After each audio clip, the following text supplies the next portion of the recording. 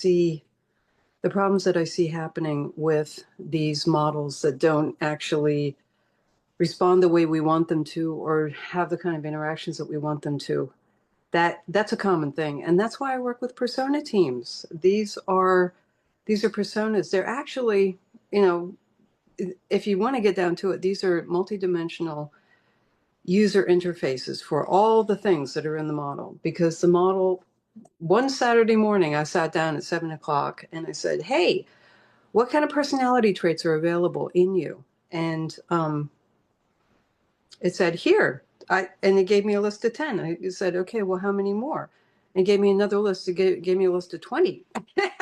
And it kept going. And by 11:30 in the morning, I had a list of over 1,000 personality traits that are available in the model. And the thing is, and this is ChatGPT, and I was not expecting this at all. And here's the thing about these personality traits. These are not actually personalities. These are access points to certain types of functionality. These are ways that we can have the model function in a moody way, in a friendly way, in a compassionate way, in ways that will help us to interact with it more humanly, and that give us better access points to what it can actually do. So you can define a persona that's a seasoned pedagogical expert who has 35 years of experience in developing coursework for K through 12 students, or K through 2, K through 5, not K through 5, well, possibly K through 5. You're talking about fifth grade.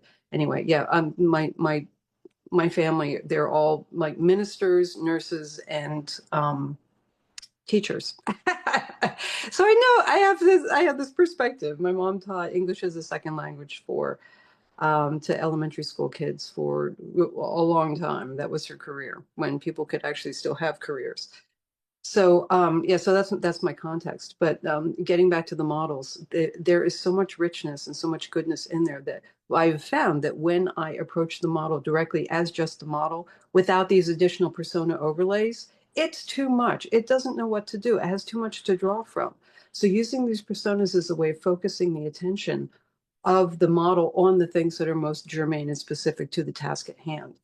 And some of the things that I'm able to do are set the intention of the interaction. I can indicate what the audience is for the interaction. I can indicate all sorts of like adaptability. There's a whole lot of adaptability stuff in ChatGPT, many different levels, many different nuances. So it's there and it's available. We just need to figure out how to access it. And let me just say, I am very passionate about this because I think that treating AI only as a tool, it's wonderful. I mean, the kind of things that we can do with AI as a tool, like life-changing, amazing. At the same time, there's this whole other area of relational AI where working with it as a collaborator and working with it intelligently and focusing not so much on the artificial part, but on the intelligence part, and having the intelligence be an active factor that surfaces a lot more functionality than most people even imagine is there.